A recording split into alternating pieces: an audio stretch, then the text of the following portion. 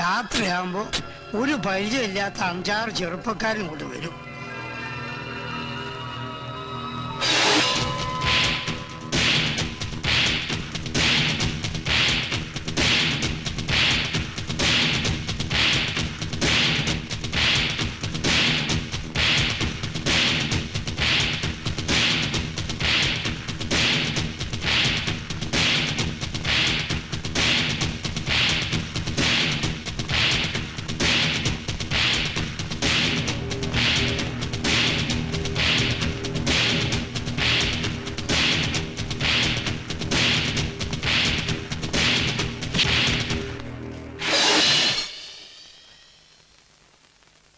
ആരാ നിങ്ങള്? ഈ അസമയത്ത് നിങ്ങൾക്ക് ഇവിടെ എന്താ കാര്യം? ചോദിച്ച കേട്ടില്ലേ? Take your hands of. ആദ്യം ചോദിച്ചതിന് സമാധാനം പറയണം. Close the door.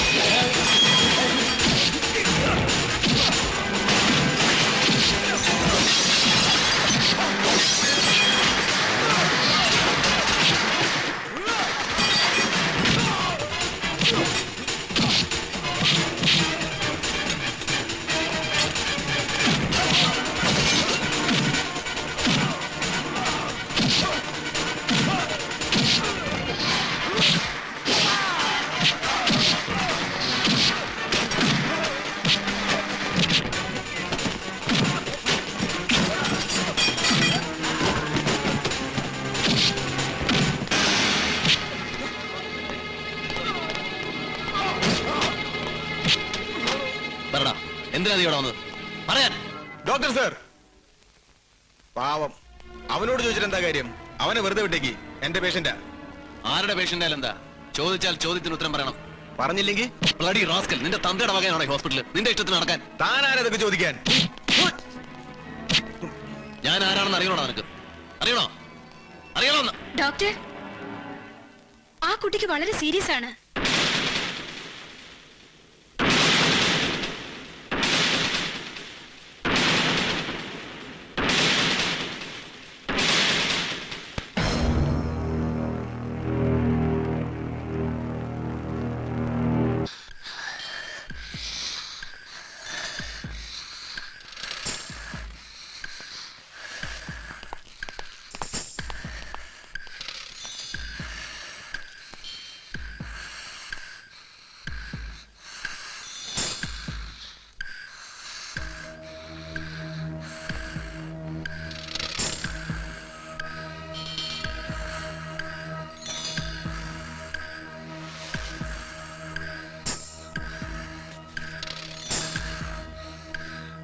ഓടിപ്പോയി ഇഞ്ചക്ഷൻ എടുത്തുള്ളൂ.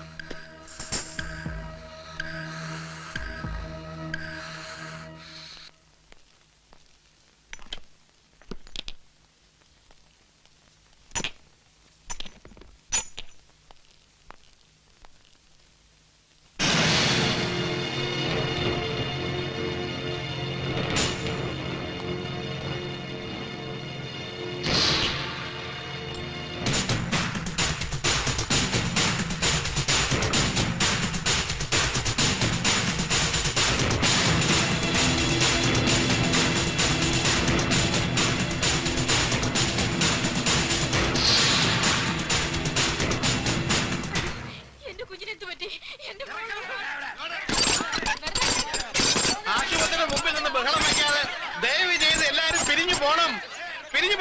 ഇത് ആശുപത്രിയല്ല, ചുടുകയാണ്. കൊച്ചുകുട്ടികളുടെ ജീവൻ മലപ്പെടുത്തിയാണ് നീ ആശുപത്രി നടന്നത്. ഇറക്കി വിടാൻ അതിന് കുട്ടിക്കൊന്നും സംഭവിച്ചില്ലല്ലോ, ഇപ്പോഴും സുഖമായിട്ട് ജീവനോടെ ഇരിക്കുകയല്ലേ? അപ്പൊ മരിക്കാത്തതാണ് വിഷമല്ലേ? തക്ക സമയത്ത് ഡ്യൂട്ടി ഡോക്ടർ മറുമരുന്ന് കൊടുത്തുകൊണ്ട് ജീവനെങ്കിലും തിരിച്ചു കിട്ടി. ഈ ഹോസ്പിറ്റലിൽ നിന്ന് മൂടണം, അടച്ചു മൂടണം ഹോസ്പിറ്റലിൽ. എന്താ പ്രശ്നം എന്താന്ന് പറയൂ. നിങ്ങൾ പരിഭ്രമിക്കാതിരിക്കൂ. എന്താ പ്രശ്നം?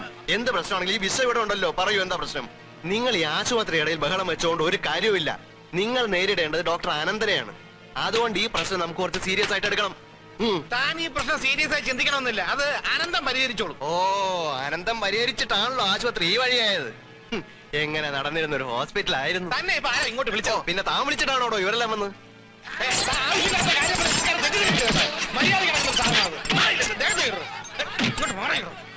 ആ രഞ്ജിത്ത് ഡോക്ടർ ഉണ്ടായിരുന്നത് കൊണ്ട് എന്റെ കുഞ്ഞിന്റെ ജീവനെങ്കിലും തിരിച്ചു കിട്ടിയത്. ഇവരൊക്കെ വ്യാജ ഡോക്ടർമാരാ, അതാ മരുന്ന് മാറി കുത്തിവെച്ചത്.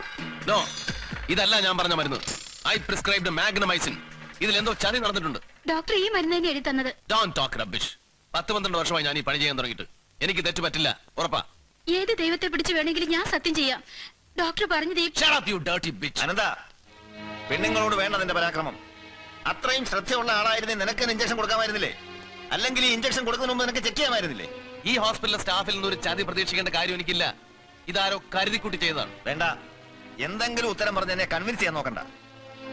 അതിബുദ്ധിമാനാണെന്ന് സ്വയം വിചാരിക്കുന്നവർക്കും തെറ്റുകൾ പറ്റുമെന്ന് അറിയാമല്ലോ. അന്നൊരു അതിബുദ്ധി നീ കാണിച്ചതിന് ജയിലിൽ പോയത് ഞാനാ. അന്ന് ഇയാളുടെ ചേട്ടൻ രക്ഷിച്ചു, ഇന്ന് ഇയാൾ രക്ഷിച്ചു. അല്ലെങ്കിൽ ചേട്ടനും അനിയനും കമ്പി എണ്ണിനെ കൊലക്കുറ്റത്തിന്. നിനക്ക് ഇവരെ കുറിച്ച് പറയുന്നത് ഇഷ്ടമാവില്ലല്ലോ. ഇഷ്ടമാവില്ല. അന്നും അതെ ഇന്നും അതെ. ഡോക്ടർ നന്ദകുമാരൻ രക്ഷിക്കുകയല്ലേ ഇവർ ചെയ്യുന്നത്. ഭംഗിയായി കുരുക്കുക. You are in a trap, a dangerous trap. It will be too late when you realize it. പിന്നെ ആളും തരവും നോക്കി വേണം സംസാരിക്കാൻ. ഇല്ലെങ്കിൽ താൻ എന്ത് ചെയ്യും? ഒരു ചുക്കും ചെയ്യില്ല. അതൊക്കെ ദാ അവിടെ പറഞ്ഞാൽ മതി, ഇങ്ങോട്ട് വേണ്ട.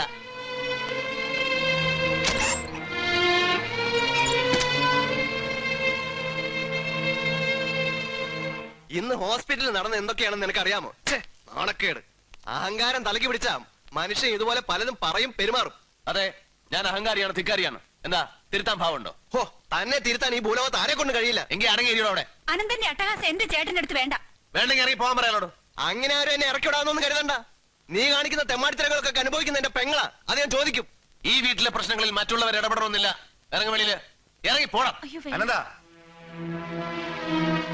നീ ചെയ്തത് തെറ്റാണെന്ന് ആരെങ്കിലും പറഞ്ഞാൽ നിനക്ക് സഹിക്കില്ല. പക്ഷെ എന്റെ തെറ്റ് ചൂണ്ടി കാണിച്ചപ്പോഴൊക്കെ തലകുനിച്ചെന്നുള്ള ഒരു അക്ഷരം വേണ്ടിയിട്ടില്ല. നിനക്ക് നടുറോടി പോലീസുകാരനെ നെഞ്ചത്ത് കയറാം, വക്കീലിനെ ചീത്ത വിളിക്കാം, പത്രക്കാരനെ മെക്കിട്ട് കയറാം. നിന്നെ എതിർത്തവരൊക്കെ നിന്റെ വായി തോന്നി എന്തും വിളിക്കാം. പക്ഷെ നിനക്കെതിരെ ആരും ഒന്നും മിണ്ടാൻ പാടില്ല. നീ ആരാണ് നിന്റെ വിചാരം? A super human? Who the hell do you think you are? ചേട്ടാ മതി, that's enough. കുറെ നാളായി ഞാൻ ഈ ടോർച്ചർ സഹിക്കാൻ തുടങ്ങിയിട്ട്. ഇനി വയ്യ. തെറ്റെന്ന് 1,00,000 പ്രാവശ്യം ആവർത്തിച്ച് പറഞ്ഞാലും ശരി ഒരിക്കലും തെറ്റാകാൻ പോകുന്നില്ല.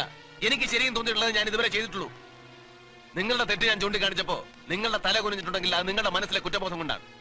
ഞാൻ തെറ്റുകാരനാണെന്ന് നിങ്ങൾ ആവർത്തിച്ച് പറഞ്ഞിട്ടും ഞാൻ തല നിവർത്തി നിൽക്കുന്നത് എന്റെ മനസ്സിൽ കുറ്റബോധം ഇല്ലാത്തതുകൊണ്ടാണ്. ചെയ്ത തെറ്റിനെ ന്യായീകരിക്കാനാണ് ഭാവമെങ്കിൽ എനിക്ക് ചില കടുത്ത തീരുമാനങ്ങൾ എടുക്കേണ്ടി വരും. ഒരിക്കലും വേണ്ടിവരില്ല. അങ്ങനെ ഒരു തീരുമാനം എടുക്കാൻ ഞാൻ അവസരം ഉണ്ടാക്കൂല. കൊലപാതകയ്ക്ക് പോലും തന്നെ നിരപരാധിത്വം തെളിയിക്കാൻ നിയമം അവസരം നൽകുന്നുണ്ട്. പക്ഷേ എനിക്ക് എന്റെ സ്വന്തം വീട്ടിൽ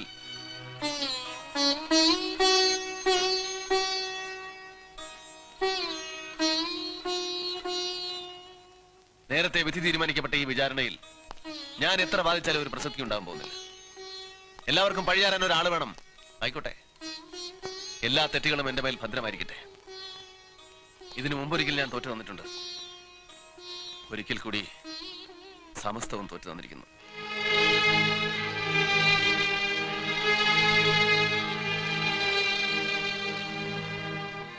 എല്ലാവരും കൂടെ ഒത്തുചേർന്നാലുണ്ടാകുന്ന സുഖവും സന്തോഷത്തെയും കുറിച്ച് ഓർത്തപ്പോൾ മനസ്സ് വല്ലാതെ കൊതിച്ചുപോയി. കുറച്ചു കാലം കൂടി ഈ വീട്ടിൽ താമസിക്കാൻ. അതുകൊണ്ടാണ് നിങ്ങളെയൊക്കെ ഞാൻ ബുദ്ധിമുട്ടിച്ചത്. ഒരു ബാധ്യതയായി മറ്റുള്ളവർക്ക് തോന്നുന്നതിന് മുമ്പ് ഒഴിഞ്ഞു മാറിയേക്കാം. ഒക്കത്ത് വെച്ച് വളർത്തിയ മക്കൾ ഒത്തൊരുമയില്ലാതെ വീട്ടിൽ കഴിയുന്ന ഇനിയും കാണണം അമ്മയ്ക്ക്.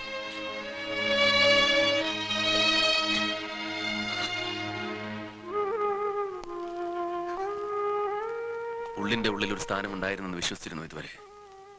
അതല്ലാതെ ഒരു സ്ഥാനവും ഞാൻ മോഹിച്ചിട്ടില്ല. പക്ഷേ എന്റെ ഉള്ളിൽ ചേട്ടനെന്നും ഉണ്ടാവും.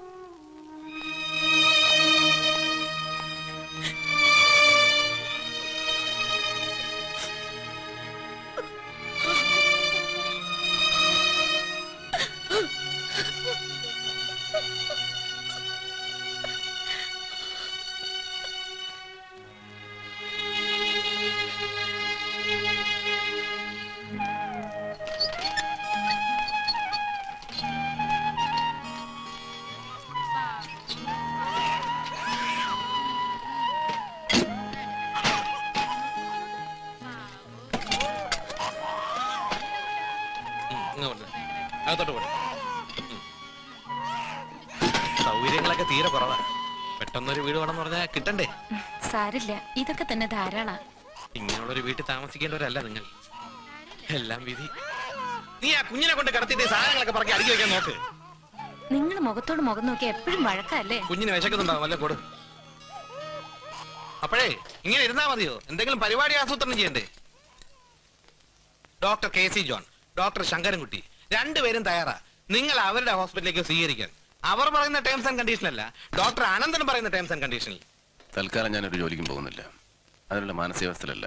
അതിപ്പോ കുറച്ച് ദിവസത്തേക്ക് വിഷമം കാണാതിരിക്കുവോ? എന്ന് വെച്ച് ഒന്നും ചെയ്യാതിരുന്ന മനസ്സ് കൂടുതൽ വിഷമിക്കും. അതൊന്നും അല്ല എന്റെ പ്രശ്നം.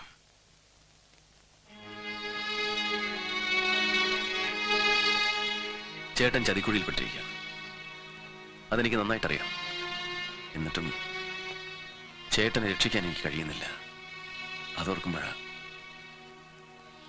അത് ചേട്ടനല്ലേ മനസ്സിലാക്കേണ്ടത്. അങ്ങനെ ഓർത്ത് സമാധാനിക്കാവുന്ന ഒരു ബന്ധമായിരുന്നല്ലോ ഞങ്ങൾ തമ്മിലുണ്ടായിരുന്നത്. എന്നോടുള്ള പ്രതികാരം തീർക്കാൻ അയാൾ ചേട്ടനെ ബലിയാടാക്കുക. അതൊന്നും ചേട്ടന് പറഞ്ഞ് മനസ്സിലാക്കാൻ പോലും എനിക്ക് കഴിയുന്നില്ലല്ലോ. എനിക്ക് വല്ലാത്ത ഭയം തോന്നുന്നു. ഒരു സമാധാനമില്ല മാധവ.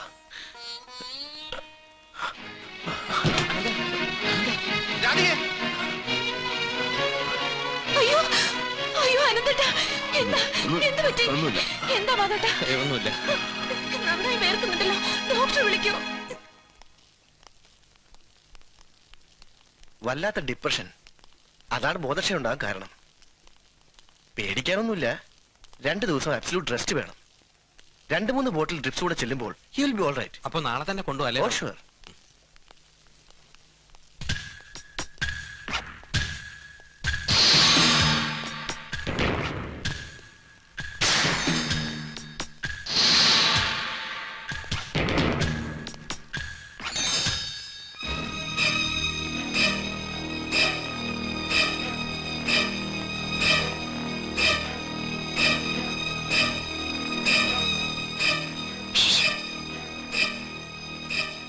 Hello, good morning.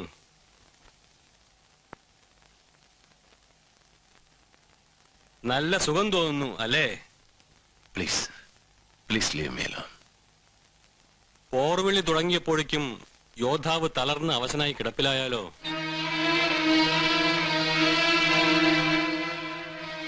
ഈ കഴിഞ്ഞതൊക്കെ വെറും സാമ്പിൾ.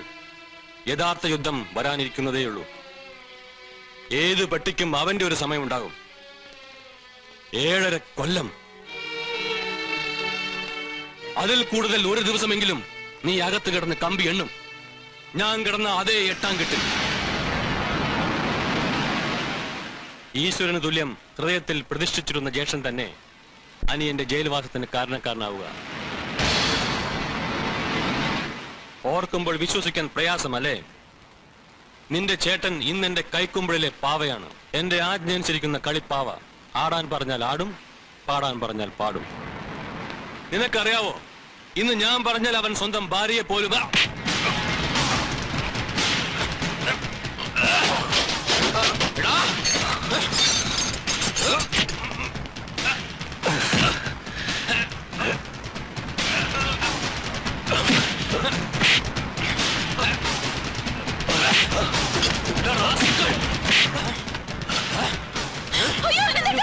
എന്തായി കാണിക്കുന്നത്? വിടാൻ.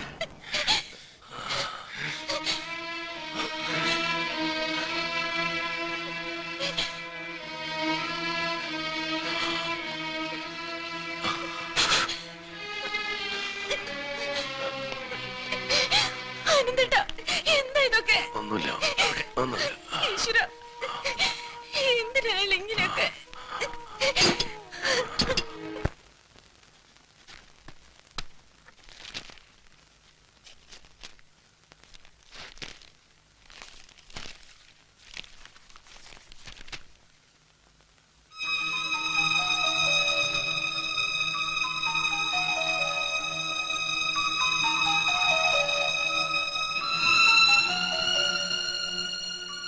എന്താ സാർ?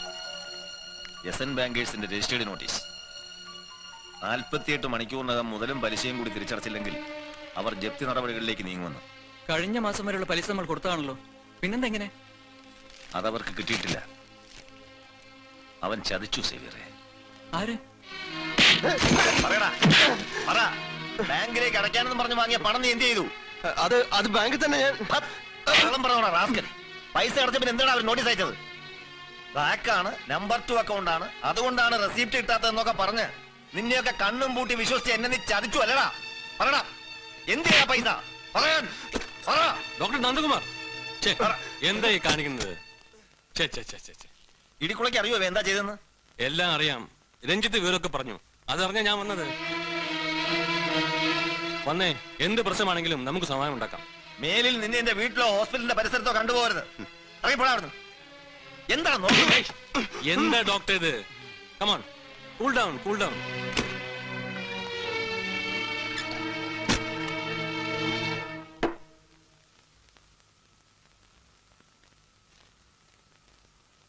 ബാങ്കിന്റെയും SN ഫൈനാൻസിന്റെയും ലോൺ ഇൻട്രസ്റ്റ് അടക്കം അടച്ചു തീർത്തതിന്റെ റെസിപ്റ്റ്, അവിടെ പ്ലഡ്ജ് ചെയ്തിരുന്ന ബിൽഡിംഗ്സിന്റെ ഡോക്യുമെന്റ്സ്, ഒപ്പിട്ട ബ്ലാങ്ക് മുദ്രപത്രങ്ങൾ, പ്രോമിസറി നോട്ടുകൾ ഒക്കെ ഇതിനകത്തുണ്ട്. ഇപ്പോ സമാധാനമായില്ലേ ഡോക്ടർ നന്ദകുമാർ? അതൊക്കെ ഇടിക്കുളുടെ കൈ തന്നെ ഇരിക്കട്ടെ. എന്തിന്? ഇതിന്റെ ഒന്നും ആവശ്യമില്ല. ആവശ്യമുണ്ട്. എന്റെ തൃപ്തിക്കാണെന്ന് കരുതിയാ മതി. യാതൊരു കടപ്പാടും ഇല്ലാഞ്ഞിട്ടും ലക്ഷങ്ങൾ തന്നെ സഹായിക്കാൻ തോന്നിയല്ലോ. മനസ്സിൽ നിന്നൊരു വലിയ ഭാരം ഇറക്കി വെച്ച പോലൊരു തോന്നൽ. Idikkula, I want 1 more large. ഇപ്പൊ തന്നെ ഒരുപാടായി, മതി. No, I'm totally worried. I want 1 more, please. ഡോക്ടറുടെ ഈ മൂഡൌട്ട് മാറ്റാൻ ഞാനൊരു പുതിയ സാധനം തരാം. Just A minute.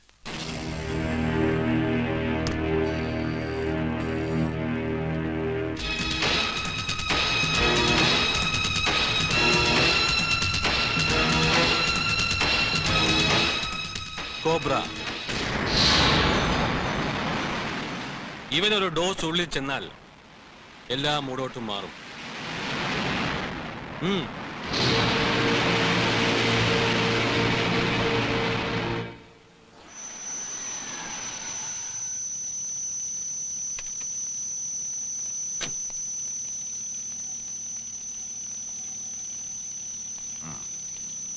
Good night. Good night. See you.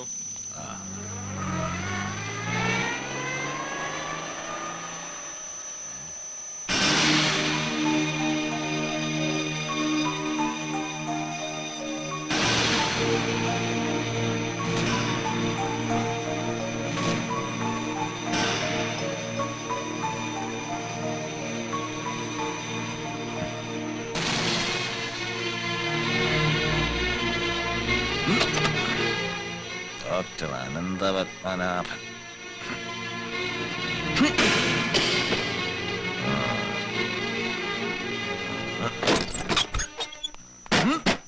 അയ്യോ, എന്ത് പറ്റി സാർ?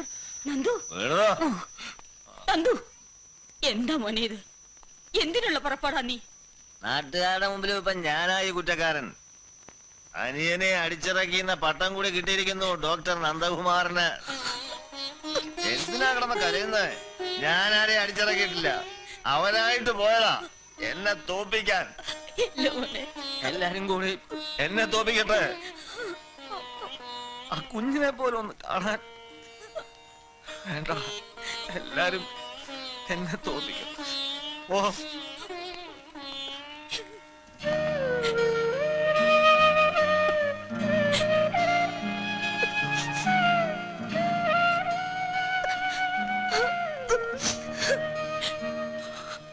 പണ്ടൊക്കെ കുടിക്കുന്നത് മറ്റുള്ളവരെ അറിയരുതെന്ന് അവന് നിർബന്ധം ഉണ്ടായിരുന്നു.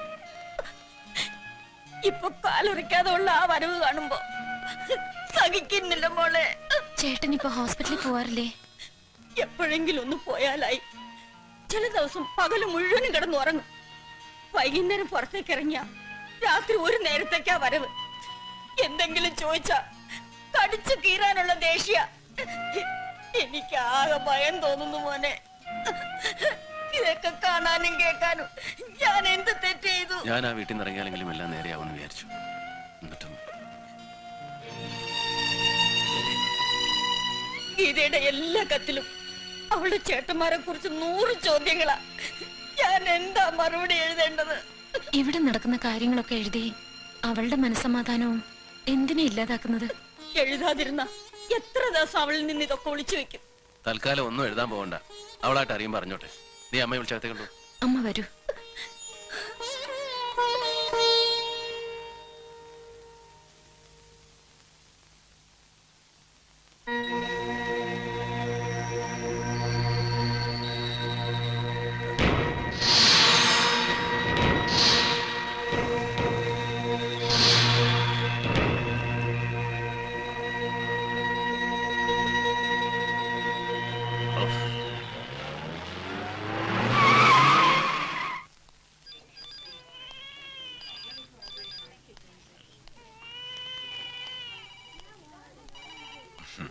സാർ, എന്താ സിവിയറെ?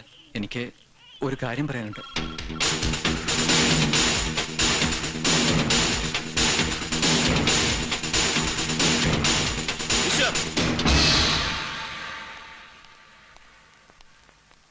നിനക്ക് എന്താ അവിടെ കാര്യം? നിന്നോട് ഞാൻ പറഞ്ഞിട്ടില്ല ഇതിനകത്ത് കാലം ഉത്തരെന്ന്. ഇറങ്ങടാ പുറത്ത്, ഇറങ്ങാൻ. പരിധി വിട്ടാലേ അളിയനാന്നുള്ള കാര്യമൊക്കെ ഞാനൊക്കെ മറക്കും. പറയടാ, ആരടാ സേവരെ ഇവിടുന്ന് പിരിച്ചുവിട്ടത്? പറയാൻ. ഞാനാ. ഇതൊക്കെ പാവം വിശ്വത്തോട് ചോദിച്ചാൽ എങ്ങനെയാ? അധികാരപ്പെട്ടവരോട് ചോദിക്കേ. അധികാരപ്പെട്ടത്? അതെ, ചേട്ടൻ പറഞ്ഞിട്ട് വിശ്വത്തെ അവിടെ നിയമിച്ചത്. ചേട്ടനോട് എനിക്ക് കടപ്പാടുണ്ട്. പക്ഷെ ചോര നീരാക്കി ഞാൻ വളർത്തിക്കൊണ്ടുവന്ന ഈ ഹോസ്പിറ്റലിൽ ആര് ജോലി ചെയ്യണം ആര് ജോലി ചെയ്യണ്ട തീരുമാനിക്കാനുള്ള അധികാരം എനിക്ക് മാത്രമാണ്. ഇതിന്റെ സ്ഥാപകൻ നിങ്ങളാ. പക്ഷേ ഇപ്പൊ ഇവിടുത്തെ കാര്യങ്ങൾ തീരുമാനിക്കുന്നത് ഞങ്ങളാ.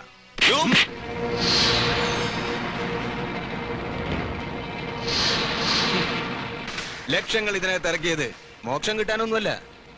കൂടുതൽ എന്തെങ്കിലും അറിയണമെങ്കിൽ ചേട്ടനോട് ചോദിച്ചാൽ മതി.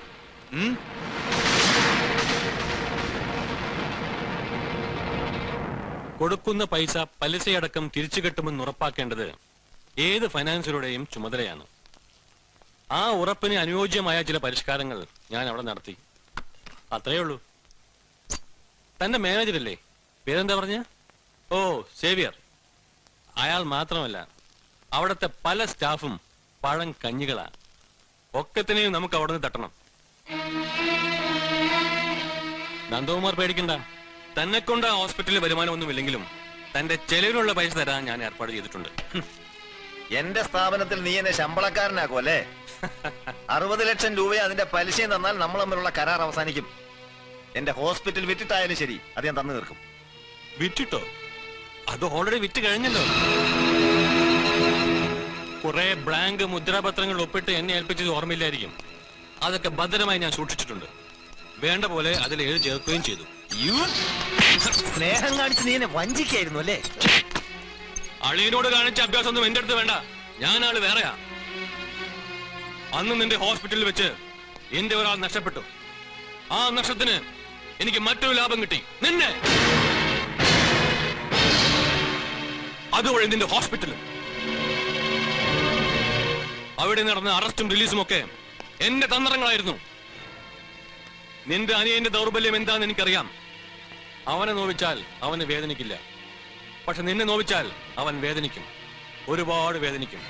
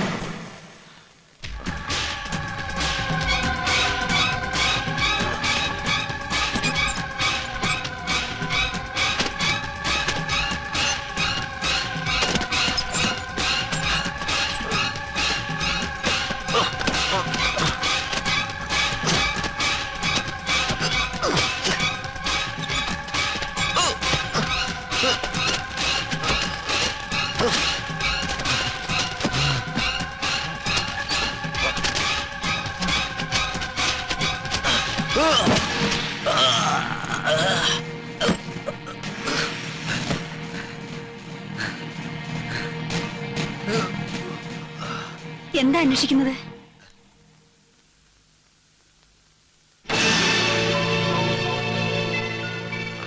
ഇതാണല്ലേ?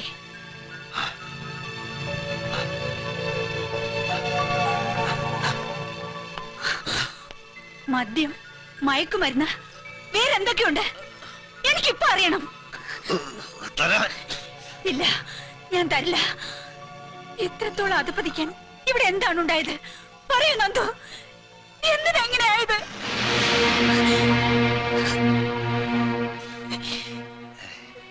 സ്വയം നശിക്കുമ്പോൾ നഷ്ടപ്പെടുന്നത് മറ്റാരുമല്ല. ഇനി തരാനാ പറഞ്ഞത്.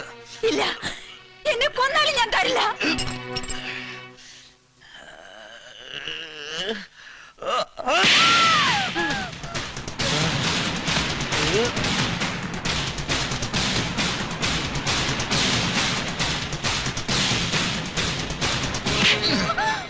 നിനക്കറിയണോ അല്ലേ ഞാൻ എങ്ങനെ നശിച്ചു എന്ന് നിനക്കറിയണോ അല്ലേ? നീയാ അതിന് കാരണക്കാരി. നീയും നിന്റെ ചേട്ടനും കൂടെ ചേർന്ന് എന്നെ ഈ നിലയിലാക്കി. നിനക്കറിയാമോ, ഞാൻ ഇന്നെല്ലാം നഷ്ടപ്പെട്ടവനാണ്. നിന്റെ തലയണ മന്ത്രം കേട്ട് കേട്ട് എന്റെ കൂടപ്പിറപ്പിനെ ഞാൻ വെറുത്തു. നിന്റെ ചേട്ടൻ കാരണം എന്റെ ഹോസ്പിറ്റൽ എനിക്ക് നഷ്ടപ്പെട്ടു. എന്റെ സ്വസ്ഥതയും സമാധാനവും നഷ്ടപ്പെട്ടു. നീ ഒരുത്തിയാണ് കാരണം. അതിന് നീ അനുഭവിക്കണം. ഇതൊന്നും പോരാ, ഞാൻ നശിച്ചില്ലാതാവുന്നത് നീ കാണണം. എന്നാലേ അത് പൂർണ്ണമാവൂ.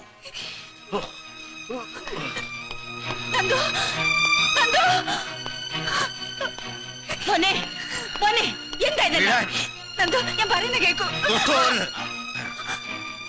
നന്ദു, നന്ദു, മോനെ, അമ്മയാ പറയുന്നത്. നിക്ക് നന്ദു, മോനെ.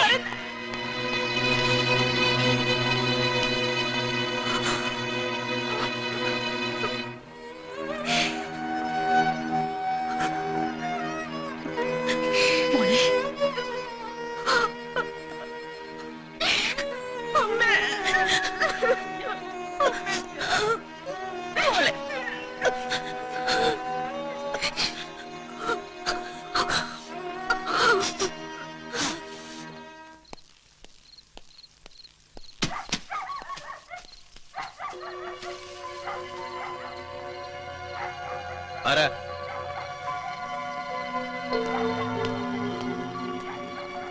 ആരാന്ന്?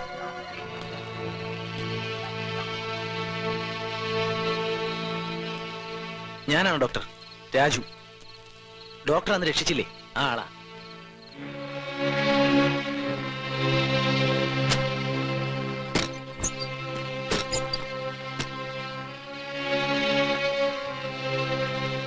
ഡോക്ടർക്ക് എന്നോട് ദേഷ്യം കാണുമെന്നറിയാം. രക്ഷിച്ചതിന് തക്ക പ്രതിഫലം എനിക്ക് കിട്ടി. ഒരു കാര്യം പറയാനാ ഞാൻ വന്നത്. പ്ലീസ്. അന്ന് ഞാൻ ഹോസ്പിറ്റലിൽ നിന്ന് ഒളിച്ചോടി രക്ഷപ്പെട്ടതൊന്നുമല്ല. ഡോക്ടർ രഞ്ജിത്തും അയാളുടെ ആളുകളും ചേർന്ന് എന്നെ അവിടുന്ന് ബലമായി കടത്തിക്കൊണ്ട് പോവുകയായിരുന്നു.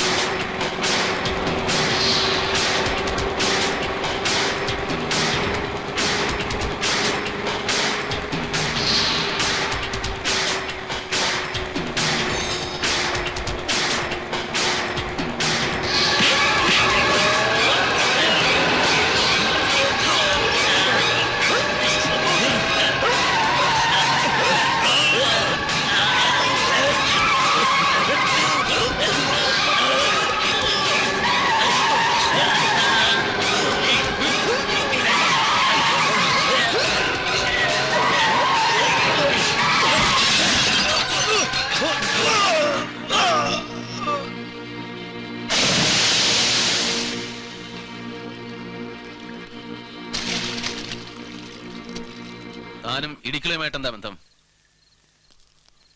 ഞാനും ആ റാക്കറ്റിലെ ഒരാളായിരുന്നു. ഒരു വിവാഹം കഴിച്ച് നല്ലൊരു കുടുംബജീവിതം ഞാൻ ആഗ്രഹിച്ചു. പക്ഷെ ആ റാക്കറ്റ് വിട്ടുപോകാൻ അവരെന്നെ അനുവദിച്ചില്ല. കാരണം ഡ്രഗ്സ് ബിസിനസിന്റെ പല രഹസ്യങ്ങളും എനിക്കറിയാമായിരുന്നു. രക്ഷപ്പെടാൻ ഞാൻ തീരുമാനിച്ചു. വിവരമറിഞ്ഞ അവർ എന്നെ കൊല്ലാൻ ശ്രമിച്ചു. സാർ എന്നാ സമയത്ത് ദൈവദൂതനെ പോലെ എത്തിയതുകൊണ്ട് എന്റെ ജീവൻ തിരിച്ചു കിട്ടി. അന്ന് രക്ഷപ്പെട്ടിട്ട് ഇത്രയും ദിവസം താൻ എവിടെയായിരുന്നു? ദൂരെ ഒരു ബന്ധുവിന്റെ വീട്ടിൽ രഹസ്യമായി ചികിത്സയും റെസ്റ്റും ഒക്കെയായി കഴിയുകയായിരുന്നു. സാറിനെ കണ്ട് നന്ദി പറയാൻ ഇന്ന് ഹോസ്പിറ്റലിൽ വന്നപ്പോഴാണ് വിവരങ്ങളൊക്കെ അറിയുന്നത്. സാറിന്റെ ചേട്ടൻ അവരുടെ ചതിക്കുഴിയിൽ പെട്ടിരിക്കുകയാണ്. അതുകൊണ്ടാണ് ഞാൻ ഈ രാത്രി തന്നെ ഇവിടെ വന്നത്. സർ, എങ്ങനെയെങ്കിലും സാറിന്റെ ചേട്ടനെ അവരുടെ റാക്കറ്റിൽ നിന്ന് രക്ഷിക്കണം. അല്ലെങ്കിൽ ഹോസ്പിറ്റലിൽ മാത്രമല്ല, ചേട്ടനെ തന്നെ സാറിന് നഷ്ടപ്പെടും. മോനെ അനന്ത,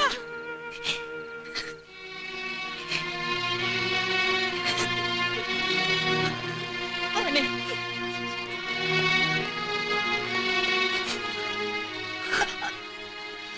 എന്താ അമ്മേ?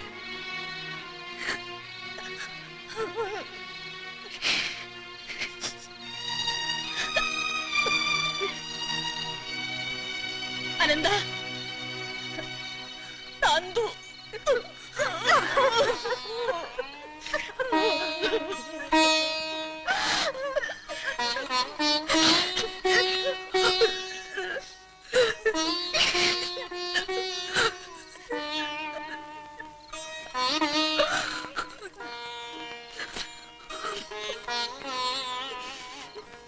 എനിക്കറിയാമായിരുന്നു എല്ലാം ഉപേക്ഷിച്ച് ഡോക്ടർ എന്റെ അടുത്തേക്ക് തന്നെ വരുമെന്ന്.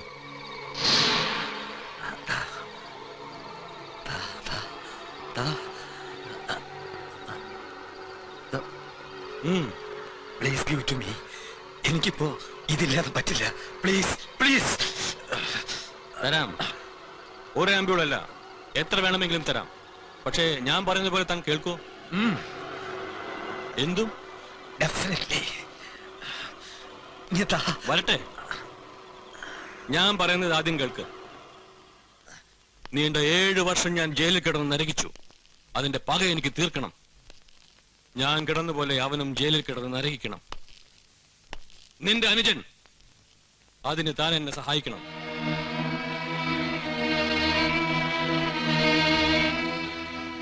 അനന്തൻ വീട്ടിൽ നിന്നും ഇറങ്ങിപ്പോകാൻ കാരണം കുടുംബ വഴക്കല്ല. സത്യം അതാണെങ്കിലും നമുക്കതിന് മറ്റൊരു കളർ കൊടുക്കാം, പുതിയൊരു കഥയുണ്ടാക്കാം. അമിത ലാഭമുണ്ടാക്കാൻ അനന്തൻ ഹോസ്പിറ്റലിനെ കരുവാക്കി ഈ ബിസിനസ് തുടങ്ങി. വിവരമറിഞ്ഞ താൻ അതിനെ എതിർത്തു. അതിനെ ചൊല്ലിയുണ്ടായ തർക്കത്തിൽ ജ്യേഷ്ഠൻ അനുജനെ വീട്ടിൽ നിന്നും ഇറക്കി വിട്ടു. പുറത്ത് അനുജൻ ഇപ്പോഴും ഈ ബിസിനസ് തുടരുന്നു.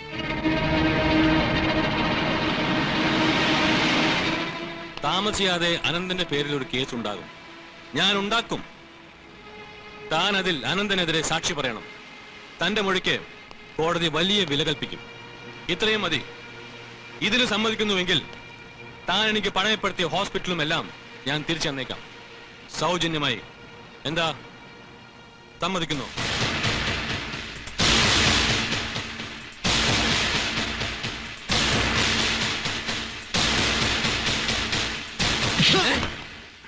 ഈ ജന്മം നിന്റെ ആഗ്രഹം നടക്കാൻ പോകുന്നില്ല. നടക്കും. ഞാൻ പറയിക്കുമടാ നിന്നെ കൊണ്ട്. എന്റെ സ്വത്തുക്കൾ മുഴുവൻ നഷ്ടപ്പെട്ട് ഞാൻ തെണ്ടേണ്ടി വന്നാലും എന്റെ അനിയനെ ഞാൻ ഒറ്റുകൊടുക്കില്ല. നിനക്കറിയാമോ, അന്ന് ഞാൻ അവനോട് കെഞ്ചി കാല് പിടിച്ചു എന്നെ രക്ഷിക്കാൻ വേണ്ടി. കേട്ടില്ല, കേട്ടില്ല. അവൻ എത്ര മാറ്റാലും ആ പക മായില്ല. അവനെതിരായി സാക്ഷി പറഞ്ഞില്ലെങ്കിൽ നിന്നെയും നിന്റെ കുടുംബത്തെയും തകർത്ത് തരിപ്പണമാക്കും. ഇനി ഒന്നും ബാക്കിയില്ല തകരാൻ. എല്ലാം തകർന്നു. എന്റെ അനിയൻ എന്റെ വീട്ടിൽ നിന്ന് ഇറങ്ങിപ്പോയിട്ടുള്ളൂ. അവൻ ഇപ്പോഴും ഇവിടെ തന്നെ ഉണ്ട്. എന്റെ കൂടപ്പുറപ്പിനെ ഇവിടുന്ന് മാറ്റാൻ ഒരു ശക്തിക്കും കഴിയില്ല. പോടാ. അങ്ങനെ അങ്ങ് പോയാലോ ഡോക്ടറെ?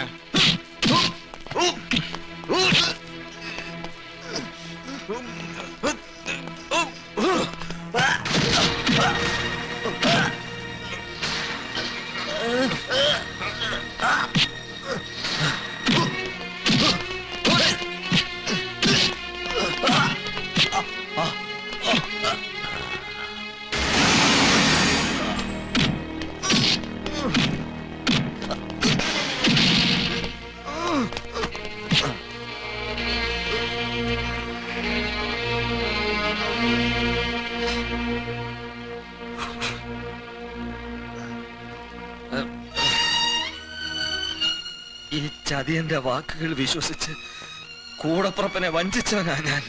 മയക്കുമരുന്ന് തന്ന് എന്നെ ഈ നിലയിലാക്കിയത് ഇവനാ. എല്ലാം പോയടാ കുട്ടാ, എല്ലാം പോയി.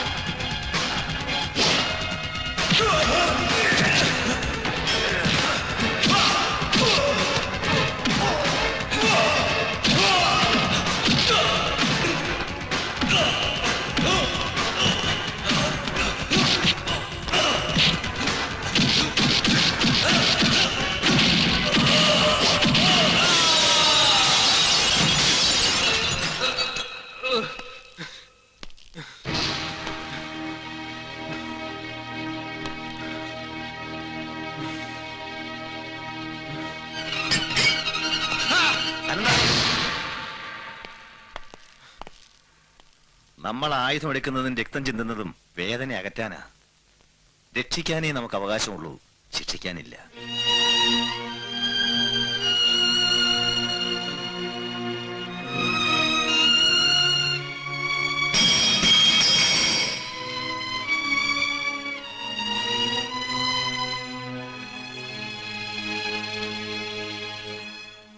പൂമംഗലത്ത് എവിടെയാ മോളെ അനന്തൻ തുടങ്ങാൻ ഉദ്ദേശിക്കുന്ന ഹോസ്പിറ്റൽ? മുമ്പ് ജോലി ചെയ്തിരുന്ന ഹോസ്പിറ്റലിന്റെ അടുത്ത് തന്നെയാ. മോളെ ഇടയ്ക്കിടയ്ക്ക് ഇങ്ങോട്ട് വരണം കേട്ടോ.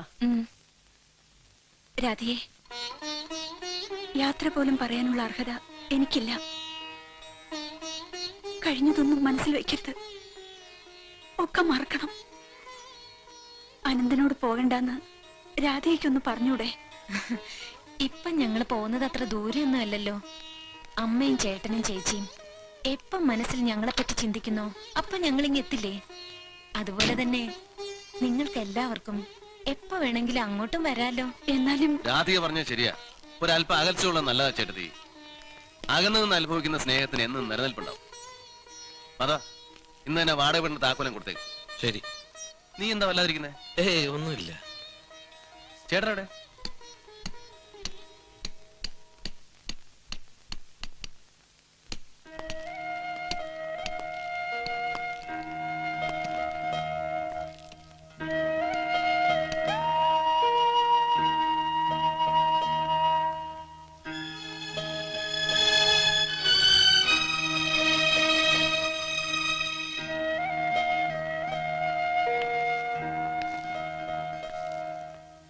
കുട്ടിക്കാലത്ത് മാത്രമല്ല, ഇപ്പോഴും എപ്പോഴും നീ ജയിച്ചു കാണുന്നതാ എന്റെ സന്തോഷം.